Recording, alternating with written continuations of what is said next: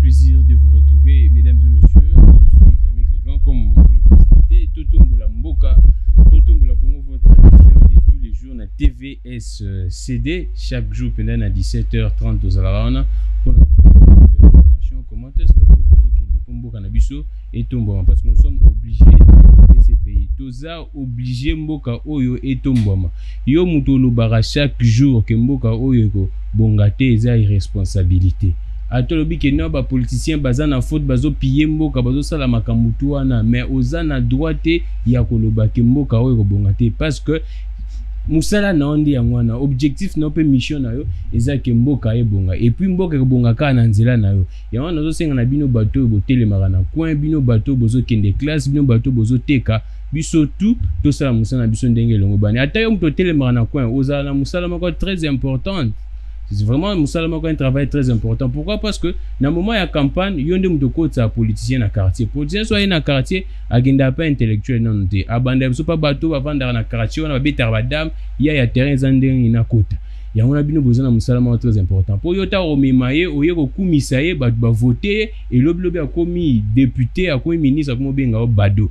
Il y a des il faut qu'on ait des émissions chaque jour. Avant de discuter dans le coin. Matière et puis to discuter. Merci beaucoup na pasteur Gabin Cordon, merci beaucoup na Bishop Maf, merci beaucoup na Henri Bouza et Belé, Steve, tonton Mike, merci beaucoup. Alors aujourd'hui, comme vous le savez bien, centenaire, il y a Église Kimbangiste. Centenaire, on a depuis 6 avril 1921. Comme je suis en 2021, le 6 avril. Président de la République, Azakuna déjà, autorité politique, autorité administrative, Batunyoso, Bazakuna. Nazo komi tout naka question. Batuana bakindaka tanga ba événement. Et puis nzela on a peu déjà d'information, tout moni na ba image kinzela neza obeba. Mais tant barozonga barobosa na kinzela neza ya obeba. Yango tozo mi tout na ba question. Ba autorité na biso pourquoi bazalaka na populisme? Pour na bango sengi ba mona encore événement bango tout bakende kuna. Mais après ça babosani. Totaki dernièrement pour rendre hommage na Kasavubu, Mozolo ne esiki ezarana 6 érosions eza ko menacer, 6 têtes érosions eza ko menacer. Mais jusqu'à présent ba kondi ba lobi atali kamorte, mais to monaki awa na makambu na hommage ya Kasavubu, ezaki tambour battant, basalaki makambo to moni loyenge. Même makambo simo kimbango tango leka ba robosana. Yango to yambeli bino monsieur, na ebi sona benge monsieur, sona benge fumu, sona benge na mais c'est un chercheur en tout cas, comme monsieur Thompson.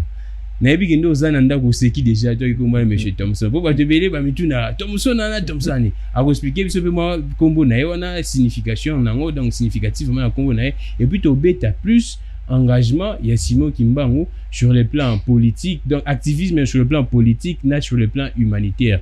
Simon Kimbangu azaki effectivement nani oui batuba lo bara sur le plan religieux prophète ainsi de suite mais to sur aspect Simon Kimbangu sur le plan de la société. Qu'est-ce que Simon Kimbangu a apporté? Lutte na ezaki nini parce que biso tout oyebi Simon Kimbangu a parmi ba précurseur même il y a lutte tout ozomona lelo batu bazo bundati lelo za ko continuer ba Rosimu Kendi ba kufa pona mboka oyo ba Lumumba ba kufa bango tuwana bazana ligne ya Simon Kimbangu yango to vanda penda lelo to beteli sur Simon Kimbangu na monsieur Thompson. Alors monsieur Thompson oui malamu na TVSCD. Merci beaucoup. Et ça a plaisir au na yo na mono déjà décor est bien planté et badge il y a 100 ans 6 avril 1921 6 avril 2021. Mais avant tout côté na masula Simon Kimbangu monsieur Thompson. Pourquoi Thompson? Thompson eza kombo yo babotanga penza na ngo. Oh baboto bena komba Thompson. Parent apesi mu ane komba Thompson. Azai kolinga Thompson mingi azai koteka Thompson ou bien zani. Voilà eloko yango yango to kolobela. Soko tala tana kombo nanga. Des places où il y a une mémoire collective à Congolais, ça la rapenza malamuté. Mais toi qui dis moi to bengi pour vous êtes chercheur et Thompson na botami na kombo wana. Ki ko koma makamwambisi ya Thompson tangoni. Biso na tango to wandaki kokola les années 60. To bandoko lia mingi ba mabundu ya rouge. Wana yaliki na talo oyo ya bien. Siko mabundu ya noir oyo tozomona Thompson alelo. Les Rwanda Ntiuti. Ezaka moins cher. Ezaka moins cher. Ce qui bokoki ya rouge te bokiti na wana. Alors tango Masamba Newman ayaki kozala ba commande ya ba pareil électroménager ya kombo ya Thompson. Thomson aza ingénieur moko munene ba français. Donc ils a communé ingénieur Thomson départ que voilà. Ba radio wana na ba télévision wana tango yaki na Congo. Ezalaki moins cher. Ale batu sikoyo ba kamati kombo ya ba Thomson wana ba radio moins cher. Ba pesa son ambisi. Ba pesa on son ambisi. Ah départ na banda nde bongo. Voilà. Alengaki na kokwela libabe wana. Donc yo zora kombo na yo kombo botelo ya ngwana makambo Thomson yo ya nsi. Oui nazalaka na directeur na nga école primaire les années 60 paix à son âme directeur Ngingi Thomson na armée d'Isalia quartier 4 na nchi. Alors une belle entrée en matière bino batutu bozo landa boloba Thomson bo kindenge banda. C'est ça l'avantage d'être avec les chercheurs ba historiens bato ba komara histoire ya mboka na biso sans bango toye ba isika tozo kendete parce que toye ba isika to utite bino tu boyebi Thomson ezala rande kombo ya ba appareil électro ménager teme zaka moins cher mpio dipe zaka moins cher ya bazwa kombo ya ba appareil ya ba komisango na kombo ya mbisi kanga otunanga sous question te. Donc question pour un champion qui va ba tunango bana ya 6e ba tunango pe na baté na FEP na examen d'état oyo bunga pomba. Alors merci beaucoup na belle na kombo Sakombi otobona bo Sakombi me balé à l'os l'air wana gouverneur Sakombi na pesa kake baba na koteka na mesure boye ya biloko nde yango na bapesa ngo Sakombi. Yende mutu voilà je comprends bien yamba doit comment Sakombi voilà c'était un gouverneur. D'accord vraiment un très bel rappel un très beau si je me trompe rappel pas, historique wezaki Sakombi oyo inongo na Sakombi ekopi wana ezaki Sakombi ekopi si je comprends. D'accord Sakombi ekopi un très beau rappel historique na bateau tout bazolanda émission. Alors monsieur Thomson tozio oza chercheur plus na makambo ya guerre hein il y a deuxième guerre mondiale 40-45 première na deuxième tala mo makambo histoire ebele mais là tozio précisément parce que tout ça na centenaire l'église Kimbangi na lingi au circonscrire d'abord cadre parce que batpe bazoye batezani na moni bat na ba réseaux sociaux bazolo bakeno eza date eza anniversaire soit to rendre hommage commémoration simo Kimbangi tango akufaki juste bazolo makambo belé tulingi sikoyo circonscrire cadre bien que ngasi na blobi na présenter mais yo étant que chercheur au circonscrire ou bien si ici il y avait également des événements d'autres événements qui accompagnaient Datuana oyebisa bato. Merci beaucoup monsieur les journalistes yango toloba qui est en train de dire que mémoire collective à ba congolais eza kokufa nazolo bango mingi pe on a bête action c'était na likambwana une nation qui ne prend pas soin de sa mémoire collective, cette nation est en train de prendre soin à l'ignorance collective. Et comment ça? Voilà. Mémoire collective, ce qui baza kozwa soin na ngote, batu bakozala ba ignorant. Et ce que vous entretenir en ngote, vous entretenir ignorance. Dans la batu balo balelo le 6 avril, jour Kimbangu akufa. Oui, exactement. Na moni ngon ba congolais pe ya minene ba leader d'opinion. Wana sikoyo c'est ça qu'on appelle l'imaginaire d'un peuple, l'expression quotidienne. C'est que ça a peuple fois compte dans la mémoire collective. Le 6 avril, ils allaient date moko de konanga, ils a pona bakimbangiste kakate. Ils a pona bakimbangiste kakate. Ya ngone pe débat ils a tout autour ya likamba. Doaka ça que ça pona église kimbangiste kakate. Non, ça c'est réduire la dimension et la grandeur de la lutte de Kimbangu. Tango tiango kaka côté moko spirituel, ils allaient qu'on se pelisa bateau yo ba confisca histoire na biso. C'est la preuve à suffisance lelo tango bato bazo koyebate qu'est-ce que c'est la date du 6 avril. Allons-y. Et ça qu'on prouve à suffisance que notre histoire, notre passé reste jusqu'à présent confisqué. Mais pas c'est ça qui est batangi sango pinda baté même na l'école. Oui. Et celui qui vous a confisqué votre histoire, c'est celui-là qui contrôle votre avenir. Parce qu'on construit les présents en se référant du passé. Yo passé na yo ye bien moté. On construit les lots nengeni et avenir na yo et ko sala nengeni. Le 6 avril, les alliés tango oyo date oyo début à révolution. Date il y a révolution et libération. Il y a ba congolais. Voilà. Donc bah tu sais il va retenir que esa date il y a début il y a révolution et ba congolais. malgré que ba révolution mosusu ezalaki na Congo tokoloba te que première révolution eza kaka wana mais révolution wana ezalaki monene parce que ça a coûté à plus de 37 000 familles bakomaki relégué déporté 37 000 familles plus de 37 000 familles en fait tokende openda no malembe bandaki ndenge nini ezalaki bitumba ezalaki nini révolution wana ememaki bitumba parce qu'il y a eu des morts. Oui, des morts. Le 6 avril n'est pas Papa Simon Kimbangu asalaki campagne na ye pona koloba na bato o babandaki kolanda idéologie na ye que un jour Mundele akokoma mutu mwindo. Ezangi jour wana. Oui, mutu mwindo akokoma Mundele. Cela signifie quoi? Que un jour biso toko dirija kamboka na biso moko. Donc ezaki le 6 avril nde Papa Simon Kimbangu alba phrase wana kino déclaration wana esalamaka wana Mundele akoma muyindo akoma mutu mwindo. Allez, et c'est pelisaki ba kolonté. Et puis l'église catholique, ça c'est la vérité parce que l'histoire oui, exactement. Il ne faut jamais tronquer l'histoire. Mais on peut changer l'avenir. L'avenir, oui. On peut que changer l'avenir sauf qu'il y ait l'histoire. L'histoire, oui. L'église catholique n'a pas protestant, basanganaka na Tisville. Pour na koluka non. Mutoyo faut stopper. Il y avait un certain Bertrand Melbourne, docteur, à comment yenda lobaki ke l'église catholique ndemu tetiaki penza pression ya makasi ba protestant bazalaki soft. Deuxième écrivain congolais ba belge. Deuxième ezalaki monsieur Bertrand. Il a écolobaki non, c'était vraiment l'église catholique. Toko lobaki ke lelo toko boaka makambo wana na l'église catholique. Non, nous ne pouvons pas résider dans le passé. Passé koki kozaka lié na biso ya référence. Mais kosenga quand même attendre pardon. Et ça la marque. Exactement. Tout le monde a été belge, basenga qui pardon pour Mama Lumumba. Donc kosenga bongo. Alors le 6 avril ndeko nanga les affaires ya bakimbangiste kakate. Wana tuza ko réduire ango. Total na no synchronisation moko historique. Makambo yo Martin Luther King alobaki na 1963. Oye ekutaki liwana eza pe ndenge moko oye ekutaki condamnation à mort ya Kimbangu. Alobaki ni I had a dream nazwaka ndoto ke mokolo moko biso bayindo na bamindele tokovanda esika moko.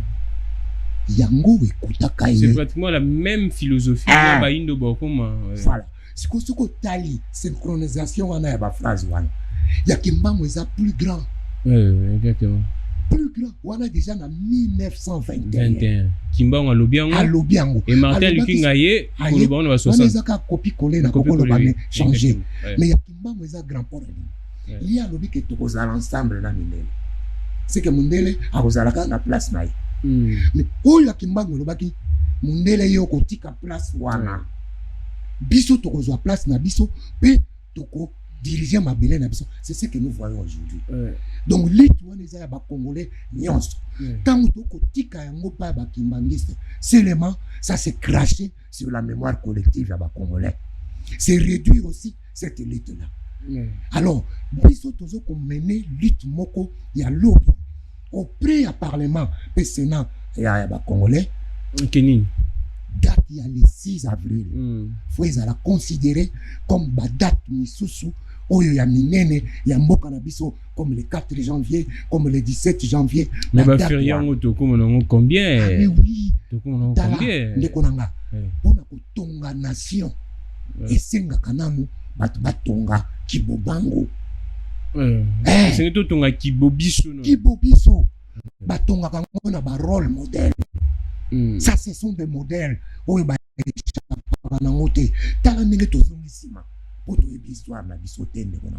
C'est ça le danger. Alors, que le 6 avril, il y a le début de la révolution. Le 6 juin 1941, l'administration coloniale batinda basoldana na Nkamba pona bakeno kokanga Simon Kimbangu. Donc il y a un cercle de batinda basoldana na Nkamba pour bakanga ye. Le 6 juin.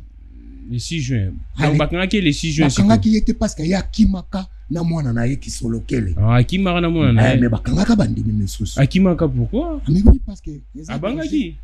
Bon oui, qu'on se protéger, ezaka ko bangate. Mais ndenge batu bakaniselaka ye Simon Kimbangu, Simon Kimbangu puissance akima banga. Mais okomona puissance yango.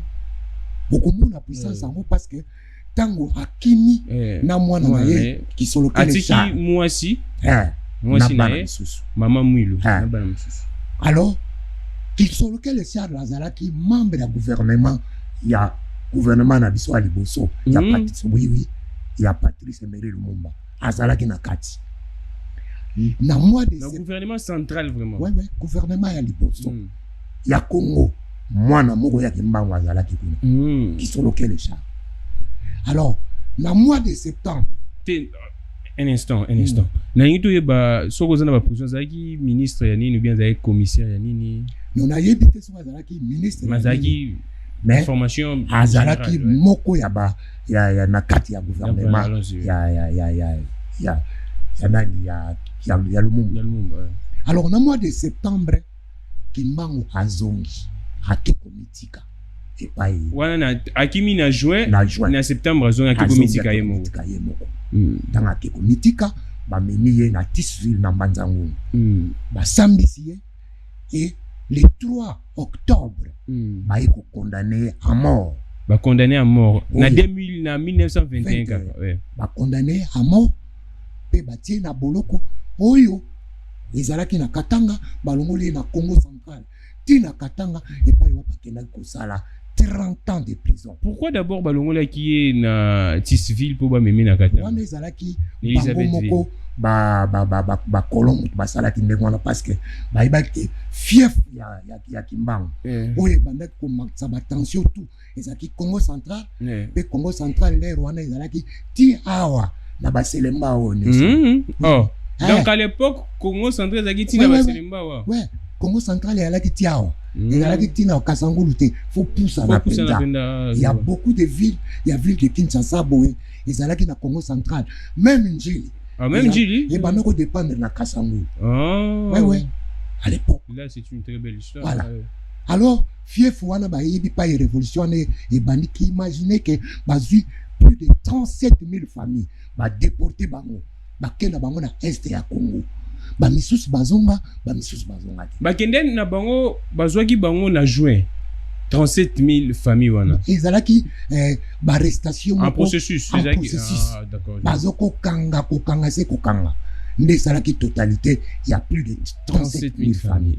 Imaginez-vous la constitution na biso pour avoir une commune il faut ezala agglomération il y a 20 000 habitants c'est quoi 37 000 familles. Wana ezaba personne était 1 2 3 mais ba famille ezalaka composée na tata maman na bana siko wana c'est tout un pays wana voilà c'est toute une population de Rwanda oui bazaki déporté et ba misusu tilelo batikala na ba est ya Congo et partout en Équateur bazonga te ba misusu bakende na bango libanda à l'étranger non à l'étranger car na Congo et voilà ça c'était des Congolais déportés.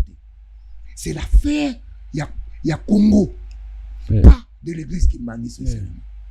Et c'est pour cela nous sommes en train de regretter comment na siècle oyo ba Congolais faut ba accompagner confiscation ya mémoire collective na biso. Moi précision ba tuana ba sala ki bango mabete ba mimai bango kaka ou bien ba pe ba bango sa bango ba esclave lisusu bien ba sala bango mais ba tuana ba souffra parmi tant na ba tuana nga koko na nga zalaki kuna sérieux na papa na ngai ya kulutu azalaki to kundaye na nkamba eza village na biso te na titre moko ya histoire ba tuana ba souffra ba nzela obino bomonaka ba national soko kombio ezalaka ba côté ya ba est kuna batu batunga yango batu wana ezalaki ba travaux forcés na bana oui mais c'est ba crime contre l'humanité non mais il y a ngo nga nazo ko senga il faut vérité réconciliation salama na likambo oyo ya Kimbangu tolongwa na carcan wana oyo ko créer biso ba confusion inutile na ba date na batu tozonga penza na kibobiso to s'approprier histoire wana 37 000 familles ezali awate Alors to avancer moi moké siko tango ba mimi Elisabethville na Lubumbashi et c'est pas ça qui ndenge nini ba mema qui est par bateau oh biso tozo yo kapé tozo kolinga to sala ba recherche à chaque port soko ba komi ba binisi ba bengi ba villageois ba ye ba bani ko beta en public. Pourquoi bande koneka ba congolais nde bazobeta ye mais kokana ezalaki na l'air na biso o to bandaka koyoka ke moto kutu soko en futi mpa kuté impo et bemine ba ko beta ngo film si biso to connaîtra la pire ya colonisation mais ndenge to koloba kaka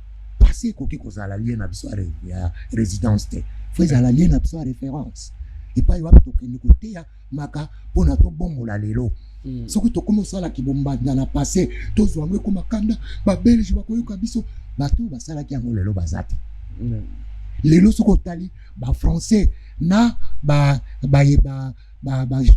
Germany ba Balma bazala ensemble te pour na ko célébrer amakamba ba fait ya ba première guerre deuxième guerre pour na histoire wana batia kango lisusu te ke e ko makanda ya ko continuer ti lelo biso photo sala bongo poto yeba ndenge nini ya ko s'approprier na histoire na yo histoire na yo ata eza nkele ata eza bololo il faut assumer yango.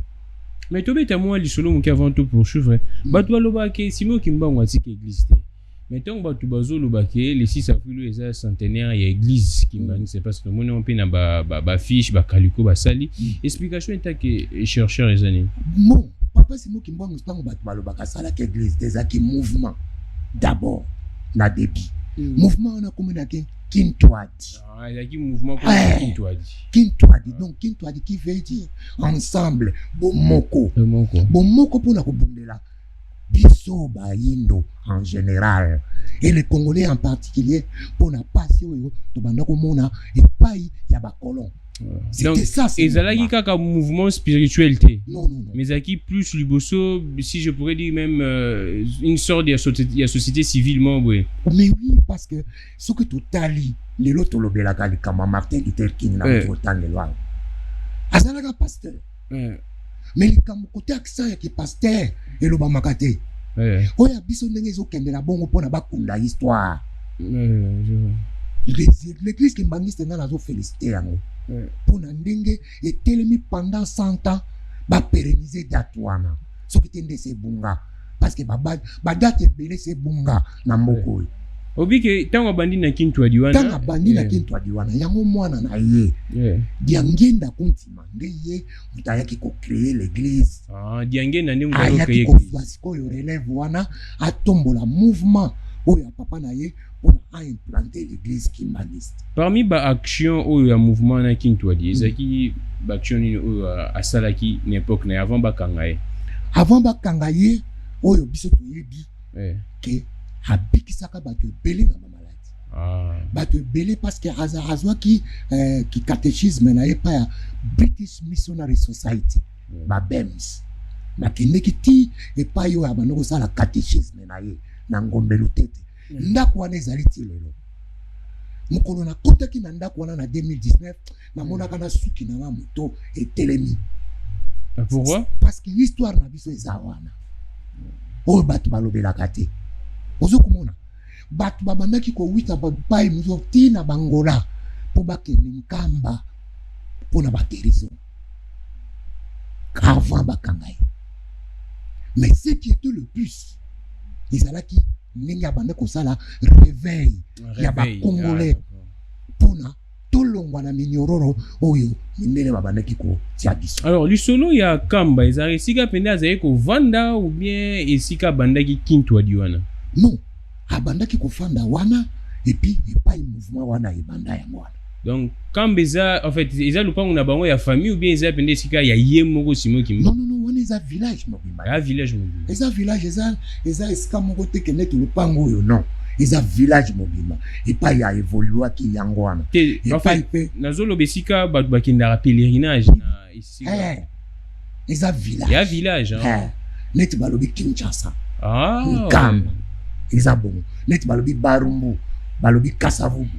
ezali ndenge wana epai aévoluaki epai afandaki epai abandaki mouvement wana epai wapi mpe batindaka l'armée coloniale à l'époque mpona baya kokanga bato voilà akomaka na Lubumbashi na nini na 1921 wana nde bamemaki ye bakendaki après tant akomi kuna olobi kaza le plus vieux prisonnier de l'histoire de l'histoire le premier parce que peut-être lelo oyo bamisusu bakoko ya bakoko koma na ba 31 32 même 35 Mandela asalaka 27 ans lokola ye te le plus vieux le premier plus vieux prisonnier ya monde tala kaka na kati ya personnalité ya mutu wana tokoki kodéduire combien des événements il y a histoire 30 ans de prison c'est pas donné 30 ans de prison et puis à Kofi la condamnation wana c'est la même chose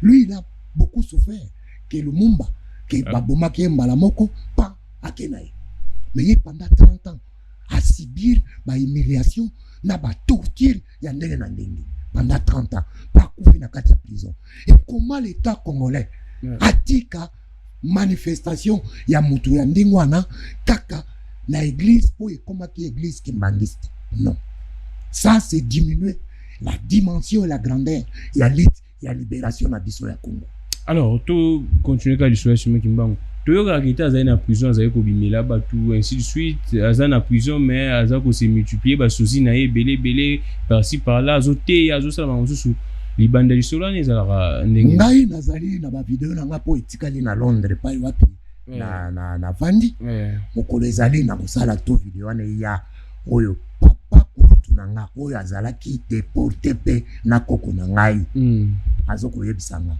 bango bazalaki na Katanga te bango bamemaki bango kote ya bakivu epai wapi bazokosala banzela oyo tomonaka lelo alors Kimbangu abandaki koyela bango ke bafandi boye pa aye bakokanga oui aye mais bango baby gaza na prison oui omona pe bamindele tango bakomona ke Kimbangu azali bakangi ye komela ki aye na esprit te mena kibomoto vena boye en chair et en os bakokanga le mususu na mokolo moko 13 Kimbangu na 13 différentes places bakokendene na prison tango bakokotisa ye bakuti ka ye mais bakangi na 13 différentes places et ba vérité wana eza kaka ba congolais te mutu balobi yango na mindele bango moko soko kena terviren okomona ba makambo wana nazana koko na terviren eza il faut vous préciser na Belgique na mise wana nazana koko nanga mususu aza vivant lokolo za journaliste boluka ba information wana Jean Yekamani azalaka na Kasavubu awa na côté ya rompe ya Pongabi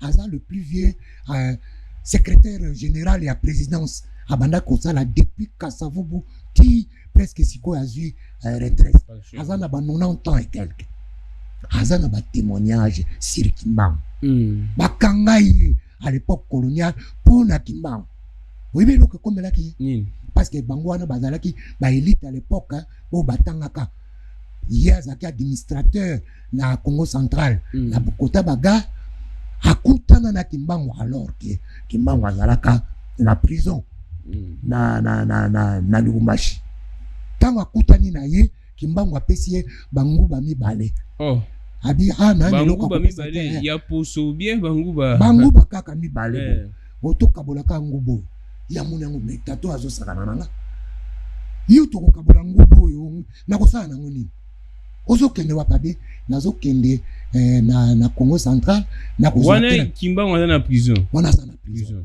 mais bakutani na apesi nguba alobi mais gari yango ozomona na misu na komo kutuna nga gari kene somba ticket place wana kota wana olaxi ticket na yo après okoti na tena okei aboyi kozwa somba zo kinguba na makomia on a livre na yo pa uto sala livre et puis azali tata oyo akendaka na moto ya ayibaka abotona ke ya roi epé ya roi ya Léopold bakendaka na tata wana aza vivant tilelo lelo batiela biso histoire mibale o boyimbo mais mutu wana komona yaki maungu ezali nani maungu oh ya solo oui oui donc mindele bakosa biso batiaki bongo po toyeba te véritable histoire ya moto oyo ayibaki epe ya roi wana tokoloba ngo tokende na makambo ya kimbangu alors alakisi ye gare yango oyo donc ezomonana à quelques mètres kimbangu akei akomi place bazoteka tike aleki oh apesi afuti te maleki aleki bato bamonaki ete obi aleki nde yoka tata wana azali bokende kointervenir tosala ngo ntango aleki bato tata wana amoni ye comme azalaki administrateur azoloba na bato bateka tike tala mutu wana afuti tike te bozongisa ye bazoba ne wapi mutu yango baomona ete bango baomona ete abi ye wana babi meyoza malade awa mutu aleki te kimbangu aleki akoti na train nakati ya te aopia mboto oyo bakongolais baloba ekomi likambo ya molili bazomona ete eleki ilobi nango baye kokanga ye babi yo ozalaki na moto akimi na prison tata wana ntango bakangi ye batie na prison aza et après punition baye kotia ye awa na archive nationale de l'époque na bane wana bane 50 40 et quelques parce qu'akufi na 51 soki boke akopesa mino ba date exacte na kati ya archive nationale bake kokanga ye un jour azotanga livre mindele bakoma Kimbangu babi yo wanganaki koyebi mutu wana te livre oyo na maboko na ye kozali bakamati ye prison lisusu prison na batindi ye baye kotinda ye na boma ke kutana na Nadia Ngenda azobetele lisolo abime mutu wana tata na ngati akimi na prison lisusu en fait Ngenda bakutani na kaza prison non tango batie na prison na boma un jour baliberaki akutani na Nadia Ngenda azobetele lisolo tango Nadia Ngenda alobine kaka ki wana tata na nga eloko moki koyela yo te le vieux là akima azali awa. Alors, Monsieur Thompson, l'isolo est appelé intéressante, makasi quand on parle histoire en tout cas. L'isolo oyo toyoka ke Simon Kimbangu apesa Mutunzombo un policier ça ezalaki na Kasangulu na nzela ya Kasangulu. Wana bakangie déjà ou bien avant bakanga ye. Wana eza avant bakanga ye. Po abandaki kosala na compagnie ya mafuta. Oyo ya banglais. Sikoyo ezalaki mbongo oyo bafutaki ya mukazi okende na ye mapolero wa bato otambola ba makolo. Akende quand même mpona bana na ye mwanda mbongo na ye. Po abandako kutana na ba problème. Wana na Kasangula uti na Kasangula. Auti Kinshasa. Auti ayaka beti na Kenya. Abandako sala. Na Kenya. Wapi? Na compagnie ya mafuta. Na commune ni wana à l'époque. Na ebite yaki na commune ba mafuta yalaki na ba mingi ba kota ba kingabwa soki wapi. Mais atambola pe na Kinshasa. Atambola wa. Sikotango azokozonga nde policier wana abotole mwa nzombo na ya bandako mema pona bana na Kasangulu wana. Ndiala alakelaki mutu wana mabe. Mais mutu wana akufika na te à l'époque Mobutu tata wana bandako leka même na télévision. Mais batu baloba ke no ye comment est-ce niveau na yala ke la mutu mabe tant que prophète tant que mutu nene bongo. Yesu tokumisa kawa. Kasala kelaki nzete mo mabe. Oui, exactement. En fait, tango ezaki tango bakutene aseka ki mbongo ou bien ndenge nini? Bon, na yebite ce qui s'est passé mais aboto la ki moi eloko na yali na ko memela bana na. Yango tata ne komaki amela mai solo nzombo. Ali abadesi solo nzombo. Ali eloko tata wana azalaki en vie ti à l'époque de Kara. Chigo, esila ki kan Barcelona ya esila ki te ti akufa na ngo. Donc ti nenga akufa na ngo eloko ne zalia solo nzombo. Ti akufa na. Voilà. Donc babiloko misusu eza ti lelo ya bilembo ya côté spirituel eza.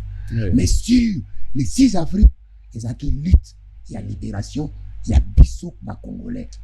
Alors toujours continuer ka makambo ya Simon Kimbangu. Tobeta lisolo pe ya ba prophétie ya Simon Kimbangu. Après ça ba prophétie ebele to lenga to zo esala polémique. Prophétie ya 4e président. En tant que chercheur au éclaircir non bateau parce que bateau ça la polémique 4e président Zaki Kabila, Joseph Kabila, Missou Bazoba, Félix Tshisekedi, 4e président plutôt. Ezanani. Ndeko nanga likambo wana na kokota na côté spirituel. Malamu ekozala bien soki bokozwa ba pasteur kimaniste na bato po balimolo na biso likambo wana. Il est tant que chercheur.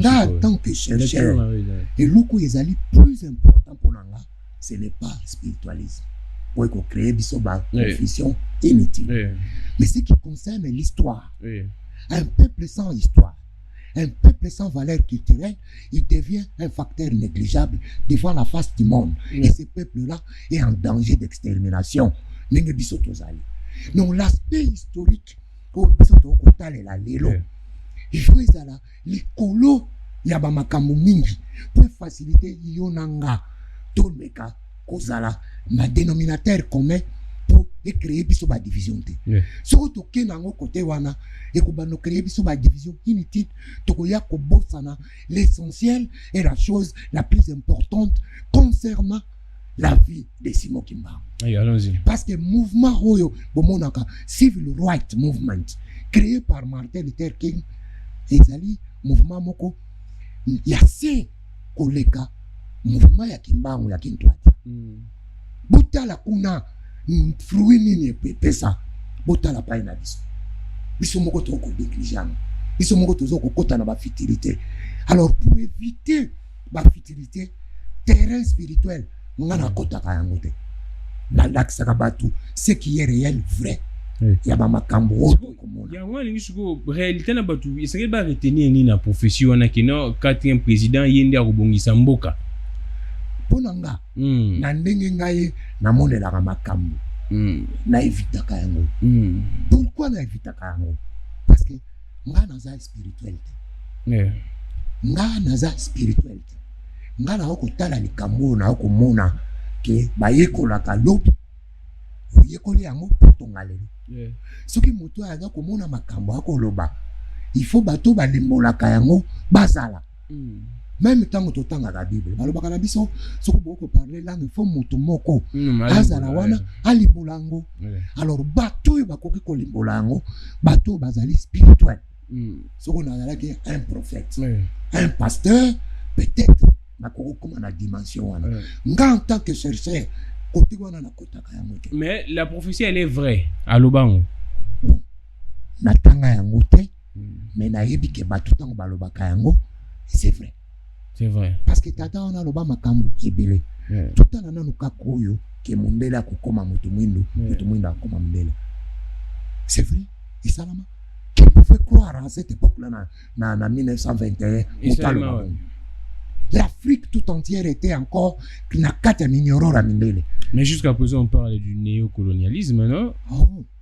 Colonisation en ndenge mususu ya on parle de France-Afrique également. Ce que ça ndenge mususu c'est que ça ya ndenge ezalaki te. Mais on demeure toujours apparemment dans problème te. Ba onde baza ko imposer biso makambo nyonso. Yango wana nazo koloba na yo makambo na lobi awa. Soki histoire na bino eza confisqué. Moto wana nde mutu akobanda ko contrôler avenir na bino. Tala na no date le 6 avril. Ndenge ezolo bamela. C'est que biso to se développer ndenge pour to yebi pa to utite place to zali to kokoka kotonga ngote ata to tongi ba immeuble ndenge ni e kozala rien na mission ya développement ya solo yeloko yozo lo ba ndenge colonialisation. Est-ce que tu oses poser la question ba intellectuel na biso bazati ba élite na biso baza pourquoi bazo ko se poser ba question te pour na to yeba kotonga mémoire collective na biso? L'absence de mémoire collective ya ba congolais yango ezoko créer l'individualisme na égocentrisme. Soko tali imaginaire à peuple congolais on oublie yango awati les expressions quotidiennes à peuple kende ko tunaka batu sur le 6 avril na utaki ko sala moi ni na chaîne moka place na clôture la mois de la femme na lobaki ke mois de la femme wana ya mois de mars événement wana et koki kokunda mémoire collective à Congolais. Comment ça? Na mois de mars, nous avons des grands événements. Lesquels?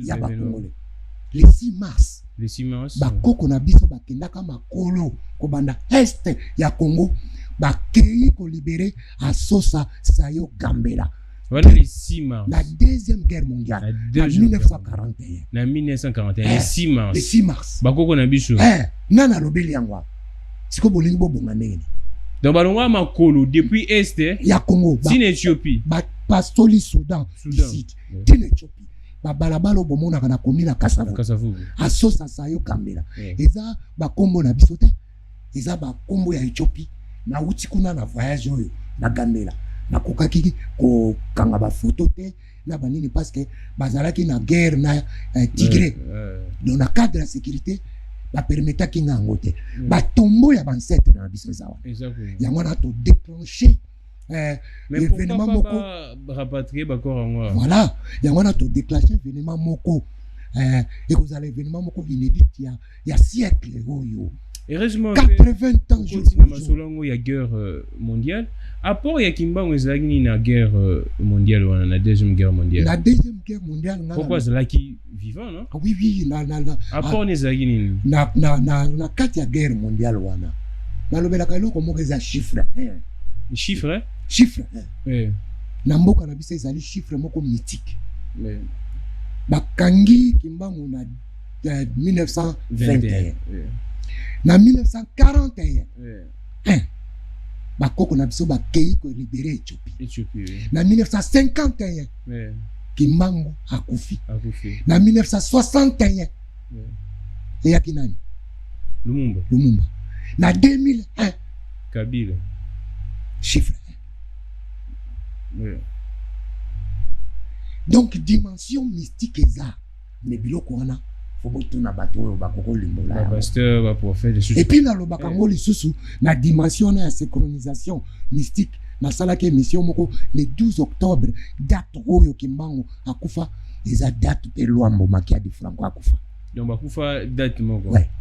Et puis soko kei na likolo Luambo akufa na âge ni 51 et Kimbangu akufi na nini na 1951 ya 1951 aja una zongeli question nga apport à Kimbangu ezalaki na moment na guerre na guerre ya c'est que lui il a dit que biso tokokoma ba mindele akokoma mutu mwindu première victoire des alliés 20 ans après na 1941 banali balonga ngo force publique mindele balobelaka ngo te.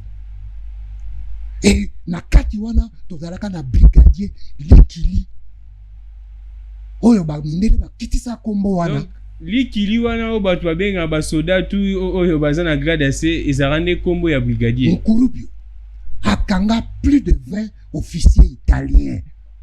Na Gambela yemoko plus de 20 officiers italiens na Gambela costaud bien zakinde kasi wana eza biloka Kimbangu biloka Kimbangu akanga ba depuis alobaka yango piso na maboko bien baba arme zinde yo ata boza 20 mutaza moko na arme yo kansi bango balaki na arme te akanga bango ba officier italien mais mindele tango ba ki kotala ke noir akangi muninga na biso mindele l'air wana armée na biso zalaki sous commandement ya armée britannique babi kombo yo photo diminuer yango comme bana ko rime na recrit bakitisa kombo wana soldat nyonso akokota na armée likeli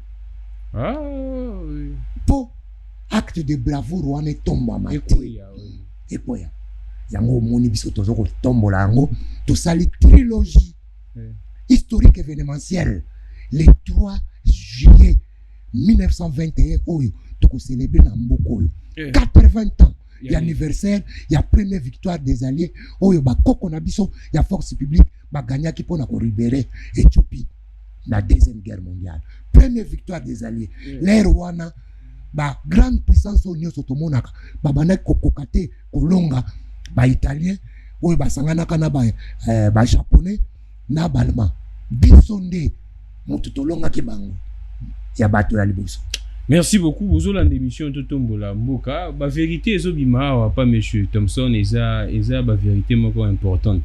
makasi yo zolandanga olinga koyeba histoire ya mboka te musala no ndenge eza boye po congolais alinga feti partout ya na minso oyo bato bazobule olaluka yeba te histoire qu'est-ce qui s'était passé le jour là ye na mutu na ye na pokwa na omela masanga nini na kovanda wapi na kobima na mwasi nini congolais nde yango wana tolonga to fete na moment nyonso donc tozoluka kaka événement nyonso ato mwana maternel oyo bakole événement tozoluka fete partout congolais la vanda luka ayeba ebandaki ndenge makambo ngo ezali koévoluer ndeni si tokoma sikoyo wana bato balingi te nangi tosala un peu parallélisme ya combat ya Lumumba na ya Kimbangu. Il y a des ressemblances, il y a des similitudes. Il y a makasi. Eloko nini ebomisa Lumumba kasi discours na ye asalaka le 30 juin ntango alobi ke soki tokanisi bahumiliation oyo tozwaki babetaka biso matin midi soir parce que tozalaki banoir. Et ce jour-là, c'était la concrétisation.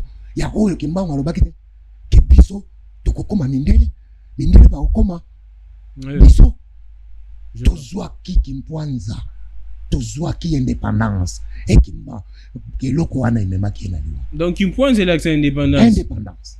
Bato bozolanda ngai bavanda na Kasavubu na Kimpwanza wana donc Kimpwanza elakisa indépendance. Oui, elakisa indépendance.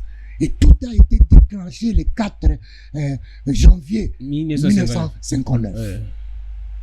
Et loko wana ya bako oyo bato bakamataka toujours mon cher mboko yo il faut to restaurer mémoire collective. Allons-y yango pe to sala bato bazolanda bayeba comment est-ce que mboka na biso bato bakoma ko tia ngo ndenge mundele akomaki ko karigata ngo match ya football ya Mikado na non izalande non donc makamona ezalaka pena yango te bato balobaki non indépendance banda après match ya Mikado na ve non ezalaki discours oyo ya bako oyo mindele baboyaki esalema le 4 janvier parce que tango bauti na Accra na 50 na bakwame kuma Lumumba ye asali discours na ba décembre ya restitution na décembre esalaki mobulu te et le 4 janvier wana to bandi anete premier match ya Moi parce que bapekisaki ba match tout ya butu bapekisaki ba match tout pour ba match ya butu bandoko sala mubu po mindele bazwa moyen ya kozonga na Kalina na Gombe ya lelo sikoyo match nini yango ya 1958 oyo memaki biso na table ronde jamais bamibutu le salamaka mais le 4 janvier premier match ya ne ya Moi yango wana donc zaki match ya liboso ya Moi après avoir kopekisa ba match ya butu match wana eye kokota kaka na kati ya histoire. Pourquoi? Parce que l'air bapekisaki discours na esalama te ba dirigeant ya bako bazalaki na incapacité ya ko communiquer na bato na bango. L'air wana ezaki lokola lelo te ba communication ba chombo banini ba yebisaki bango la veille bato déjà si bayaki na place ayimika wana batondi tango Joseph Kasavubu aye po ayebisa bato ke non bokende bapekisi discours bato ba jamais tokende lelo Joseph Kasavubu azongaki kutu même pas na ndako na yaya polera bimi ndako na yakika wana tanga bimi mobule bandi nako kima nyonso match pe kuna esili baye ko kutana na donc match eyaki nango kaka coïncidence kaka wana déjà batoyo bautaki na imika baye na pompe essence ya laki na point wana na victoire babuki yango bati moto. Voilà, il faut tout respecter mémoire na biso et cette mémoire là na restauration nango ngana bandaka kopesa ngo pa ya Edmond Nzezaland o asalaka bako Edmond Nzezaland oyo asalaka bako na 1950 abako ezara ya nani odi ya Kasavubu non Kasavubu ayi kokota après akota kineka kokota après si je me trompe pas na 55 ayaki kokota après yende muta changer ki yango na dimension nango culturelle ndenge zalaki akomisa ngo na dimension politique. Alors to beta pe lisolo to sala po to jamais kolobla Simon Kimbangu santo lobela Kimpavita bato balobaka c'est une histoire que non Kimpavita avant kufa memara mwana moro boye ye wana nde na ebiti so lisolo ngo ezande ni bon Kimpavita ezali histoire moko grand sur oyo na mémoire na biso ya ba noir lelo mindele batombola Jeanne d'Arc mais histoire wana soko landeli yango Jeanne d'Arc ya Lukuta histoire Jeanne d'Arc ya Lukuta ngana ebisio dans la fiction bango siko bakomisa yango ya solo oyebi na mboko nga na vandanga na Angleterre bana adage moko if you can't make it fake it election likambo oyo koka kosala te sala ngo ata ya Lukuta ekobimaka ya luku ya solo loko mutu ayebi kodesine te kalke ata sa yango etongaka bato kimpa vita batumbaka ye fwezala le 17 juillet date wana bato bafetaka ngo mingi po abundaka mpona kolibere mbanza Congo lien na ye na Kimbangu ezalaka nini lien wana eza batutenisa bango so batangika kipa vita fu batanga Kimbangu lien wana ezali spirituel na cadre moko spirituel parce que asalaka baprophétie pe yango na koloba na yo na côté spirituel nalinga kokende na terrain wana te moi je parle des choses oyo esuki na niveau na nga en tant que chercheur mais ce que tali mama wana ba acte à bravoure oyo ya sala ezali ba ligne oyo ekitaki pena ba Kimbangu pona kotelema kaka moto moko mondele. Alors pour nato sukisa to lobya siko relation entre Kimbangu na développement ya mboka ba kondio bazolanda biso sengeli ba comprendre nini quand on parle de Kimbangu na développement ya mboka. Qu'est-ce que vous, étant que chercheur, vous avez recommandé dans Bakonza Mboka, ou parfois baza ku méconnaître makambu ya ba ayo na biso, ba lutte na bango makambu tout basala. Tout ça la lien entre Kimbangu to zoka Kimbangu te mais to zo bato tout ba bundala pour na mboka na biso na développement ya mboka na biso. Voilà. Wana ezali question ya kitoko. Ya ngandi to su kisa. Ndeko nanga. Lelo yo ba autorité na biso nyonso bakena nkamba comme invité. C'est grave, c'est regrettable. Et Moutou pas parrainé, c'est le chef de l'État. J'ai la mort dans l'âme. Alors pourquoi? Parce que on est allé événement à la nation. Alors tant que kuna, tout le monde, vous ignorez votre histoire ou bien vous faites semblant de ne pas le savoir. Comment ça? Le 6 avril, les acquis début de la révolution. Oyemema biso lelo na indépendance. On a compris tout ça. Voilà. C'est quoi yango toko s'adresser na ba autorité ya mboka na biso. Peuple aza na histoire te akokoka kotonga lelo te. Batonga kaka lelo na koyeba makambo yo eleki. Soki ti lelo 100 ans après. Tozo koyeba ko reconnaître ba héros na biso te. Ndenge nini toko tonga imaginaire à peuple congolais. Pour peuple congolais ayeba ba makambo ya ba valeur ya koyo ko développer bango et fandi wapi na cadre ya développement mon cher mais bamboko nyoso tout moni oyo se développer ka socle na ngo ezaka nini ba pensée philosophique balobaka na biso boye ba français ba ko lobango ke la compréhension de ces mondes aux dimensions multiples passe à travers plusieurs disciplines et ces disciplines sont interconnectés. Ba discipline wana ba boya ka égoïsme et puis ils s'ouvrent spontanément à tous. Et le point ultime, ils ont la pensée philosophique. Quelle est la pensée philosophique? Oh et ça là civil right ya ba américain. Kasi le kambo ya Martin Luther King. Yango etombo là-bas. Siko ya biso tonyati yango na biso moko to réduire yango pa ya ba kimbangiste. Boko zala batu ndenge boko yeba te ke bozalaki grand tala ba héroïsme oyo na uti kotangela yo ya armée na biso toselebraka yango te tokoyeba te ke tozalaki grand bato lelo bakoseka Congo.